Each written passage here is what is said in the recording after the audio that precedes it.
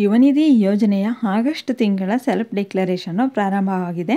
ಹಾಗಾದರೆ ಈ ಸೆಲ್ಫ್ ಡಿಕ್ಲರೇಷನಲ್ಲಿ ಏನೆಲ್ಲ ಚೇಂಜಸ್ ಮಾಡಿದ್ದಾರೆ, ಯಾವೆಲ್ಲ ತಿಂಗಳ ಸೆಲ್ಫ್ ಡಿಕ್ಲರೇಷನ್ಗೆ ಅವಕಾಶ ಇದೆ, ಯಾರೆಲ್ಲ ಸೆಲ್ಫ್ ಡಿಕ್ಲರೇಷನನ್ನು ಸಬ್ಮಿಟ್ ಮಾಡಬೇಕು ಅಂತ ಈ ವಿಡಿಯೋ ಮೂಲಕ ಕಂಪ್ಲೀಟ್ ಇನ್ಫಾರ್ಮೇಷನನ್ನು ಕೊಡ್ತೀನಿ.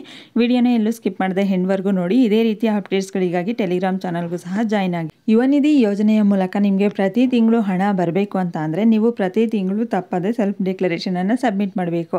ಅದೇ ರೀತಿ ಈ ಒಂದು ಆಗಸ್ಟ್ ತಿಂಗಳ ಸೆಲ್ಫ್ ಡಿಕ್ಲರೇಷನ್ನು ಸಹ ಪ್ರಾರಂಭ ಆಗಿದೆ. ಹಾಗೆ ಕೊನೆ ದಿನಾಂಕ ಬಂದು 25ನೇ ತಾರೀಕಾಗಿರುತ್ತೆ. ಆಗಸ್ಟ್ 25ನೇ ತಾರೀಕಿನ ನಂತರ ಸೆಲ್ಫ್ ಡಿಕ್ಲರೇಷನನ್ನು ಕ್ಲೋಸ್ ಮಾಡ್ತಾರೆ. ಹಾಗಾಗಿ ಸೆಲ್ಫ್ ಡಿಕ್ಲರೇಷನ್ ಸಬ್ಮಿಟ್ ಮಾಡೋದಕ್ಕೆ ಅವಕಾಶ ಇರೋದಿಲ್ಲ.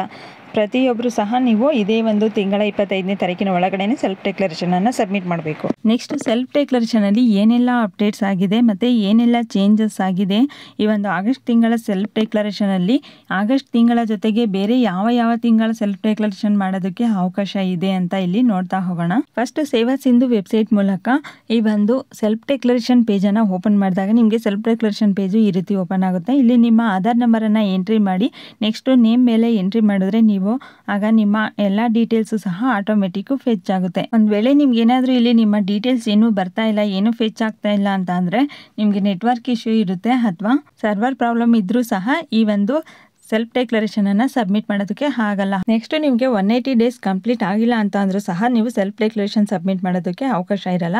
ಹಾಗೆ ಇದ್ರ ಜೊತೆಯಲ್ಲಿ DDPI ಪೆಂಡಿಂಗ್ ಅಂತ ಇರೋರಿಗೂ ಸಹ ಇಲ್ಲಿ ಸೆಲ್ಫ್ ಡಿಕ್ಲರೇಷನ್ ಸಬ್ಮಿಟ್ ಮಾಡೋದಕ್ಕೆ ಆಗೋದಿಲ್ಲ. ಸೆಲ್ಫ್ ಡಿಕ್ಲರೇಷನ್ ಸಬ್ಮಿಟು ಸಹ ಆಗಲ್ಲ. ಹಾಗೆ ಇದ್ರ ಜೊತೆಯಲ್ಲಿ ನೀವು DDPI ಪೆಂಡಿಂಗ್ ಇರೋದನ್ನು ಅಪ್ರೂವ್ ಮಾಡಿಸಿದ್ರು ಸಹ ಅದು ಅಪ್ಡೇಟ್ ಆಗಬೇಕು. ಅಪ್ಡೇಟ್ ಆದಮೇಲೆ ಮಾತ್ರ ನಿಮಗೆ ಸೆಲ್ಫ್ ಡಿಕ್ಲರೇಷನ್ ಸಬ್ಮಿಟ್ ಮಾಡೋದಕ್ಕೆ ಅವಕಾಶ ಇರುತ್ತೆ. ಅಪ್ಡೇಟ್ ಆಗಿಲ್ಲ ಅಂತ ಅಂದರೆ ಆಗಲೂ ಸಹ ನಿಮಗೆ ಡೀಟೇಲ್ಸ್ ಏನು ಫೆಚ್ ಆಗೋದೇ ಇಲ್ಲ.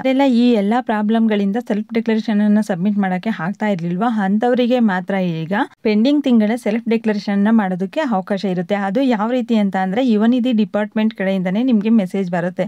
ನಿಮಗೆ ಇಷ್ಟು ತಿಂಗಳ ಸೆಲ್ಫ್ ಡಿಕ್ಲರೇಷನ್ ಬ್ಯಾಲೆನ್ಸ್ ಇದೆ, 25ನೇ ತಾರೀಕಿನ ಒಳಗಡೆ ನೀವು ಸೆಲ್ಫ್ ಡಿಕ್ಲರೇಷನ್ ಅನ್ನು ಸಬ್ಮಿಟ್ ಮಾಡಬೇಕು ಅಂತ.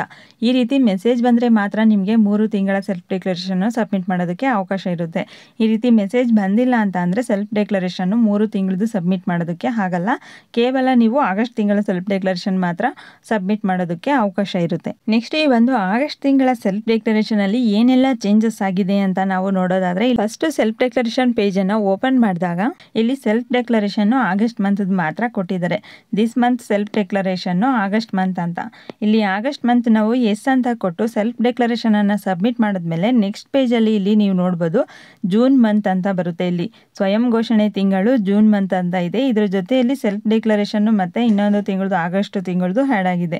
ಇಲ್ಲಿ ಜೂನು ಮತ್ತೆ ಆಗಸ್ಟ್ ಬರ್ತಾ ಇದೆ. ಫೈನಲ್ ಆಗಿ ಅಕ್ನಾಲೆಜ್ಮೆಂಟ್ ಅಲ್ಲಿ ಮಾತ್ರ ಇಲ್ಲಿ ಜುಲೈ ತಿಂಗಳ ಸೆಲ್ಫ್ ಡಿಕ್ಲರೇಷನ್ ಅಂತ ಬರ್ತಾ ಇದೆ. ಹಾಗಾದ್ರೆ ಈ ಒಂದು ಆಗಸ್ಟ್ ತಿಂಗಳ ಸೆಲ್ಫ್ ಡಿಕ್ಲರೇಷನ್ ಜೊತೆಗೆ ಜೂನ್ ಮತ್ತು ಜುಲೈ ತಿಂಗಳ ಸೆಲ್ಫ್ ಡಿಕ್ಲರೇಷನ್ಗೂ ಸಹ ಅವಕಾಶ ಕೊಟ್ಟಿದ್ದಾರಾ ಅಥವಾ ಏನಾದರೂ ಪ್ರಾಬ್ಲಮ್ ಆಗಿದೆಯಾ, ಯಾಕೆ ಈ ರೀತಿ ಆಪ್ಷನ್ ತೋರಿಸ್ತಾ ಇದೆ? ಸೆಲ್ಫ್ ಡಿಕ್ಲರೇಷನ್ ಪೇಜ್ ಫಸ್ಟ್ ಪೇಜಲ್ಲೇ ಒಂಥರ ತೋರಿಸ್ತಾ ಇದೆ, ಸೆಕೆಂಡ್ ಪೇಜಲ್ಲೇ ಒಂದು ಆಪ್ಷನ್ ಬರ್ತಾ ಇದೆ, ನೆಕ್ಸ್ಟ್ ಫೈನಲ್ ಸಬ್ಮಿಷನ್ ಮಾಡಿದಾಗ ಅಕ್ನಾಲೆಜ್ಮೆಂಟ್ ಅಲ್ಲೇ ಬೇರೆ ಮಂತ್ ತೋರಿಸ್ತಾ ಇದೆ. ಹಾಗಾದ್ರೆ ಇದು ಕನ್ಫರ್ಮ್ ಆಗಿ ಯಾವ ಮಂತ್ದು ಅಂತ ನಾವು ಯಾವ ರೀತಿ ತಿಳ್ಕೊಳ್ಳೋದು, ಯಾಕೆ ಈ ಒಂದು ಪ್ರಾಬ್ಲಮ್ ಬರ್ತಾ ಇದೆ ಅಂತ ನೋಡೋದಾದ್ರೆ ಇದು ಕೇವಲ ವೆಬ್ಸೈಟ್ ಪ್ರಾಬ್ಲಮ್ ಆಗಿರುತ್ತೆ. ವೆಬ್ಸೈಟ್ ಅಲ್ಲಿ ಕರೆಕ್ಟಾಗಿ ಅಪ್ಡೇಟ್ ಆದಮೇಲೆ ನಮಗೆ ಕರೆಕ್ಟಾಗಿ ಶೋ ಆಗುತ್ತೆ. ನೀವು ಪ್ರೀವಿಯಸ್ ಮಂತಲ್ಲೂ ಸಹ ಹಿಂದಿನ ತಿಂಗಳಲ್ಲೂ ಸಹ ಗಮನಿಸಿರ್ಬೋದು, ಅಲ್ಲೂ ಇದೇ ರೀತಿ ಅಕ್ನಾಲೆಜ್ಮೆಂಟ್ ಅಲ್ಲಿ ನಾವು ಜುಲೈ ತಿಂಗಳ ಸೆಲ್ಫ್ ಡಿಕ್ಲರೇಷನ್ ಅನ್ನು ಸಬ್ಮಿಟ್ ಮಾಡಿದಾಗ ಜೂನ್ ಮಂತ್ ಅಂತ ತೋರಿಸ್ತಾ ಇದ್ದು, ಆದರೆ ಇಲ್ಲಿ ಲಾಸ್ಟ್ ಅಲ್ಲಿ ಒಂದು 20 ಡೇಸ್ ಆದಮೇಲೆ ಅಪ್ಡೇಟ್ ಮಾಡಿದ್ರು. ಅದೇ ರೀತಿ ಈ ಒಂದು ಆಗಸ್ಟ್ ತಿಂಗಳ ಸೆಲ್ಫ್ ಡಿಕ್ಲರೇಷನ್ ಅಲ್ಲೂ ಪ್ರಾಬ್ಲಮ್ ಆಗಿದೆ. ಇದನ್ನು ಸಹ ಅಪ್ಡೇಟ್ ಮಾಡ್ತಾರೆ. ಅಪ್ಡೇಟ್ ಮಾಡೋವರೆಗೂ ಸಹ ವೆಯ್ಟ್ ಮಾಡಿ ಮತ್ತೆ ಸೆಲ್ಫ್ ಡಿಕ್ಲರೇಷನ್ ಅನ್ನು ಸಬ್ಮಿಟ್ ಮಾಡಬೇಕಾಗಿರುತ್ತೆ. ಅಥವಾ ನಾವು ಅಪ್ಡೇಟ್ ಆಗೋವರೆಗೂ ಸಹ ವೆಯ್ಟ್ ಮಾಡಲ್ಲ, ಈಗಲೇ ಸಬ್ಮಿಟ್ ಮಾಡ್ತೀವಿ ಅಂತ ಅಂದರೆ ಸಬ್ಮಿಟ್ ಮಾಡ್ಬೋದು. ಇದರಿಂದ ನಿಮಗೆ ಏನು ಪ್ರಾಬ್ಲಮ್ ಆಗೋದಿಲ್ಲ.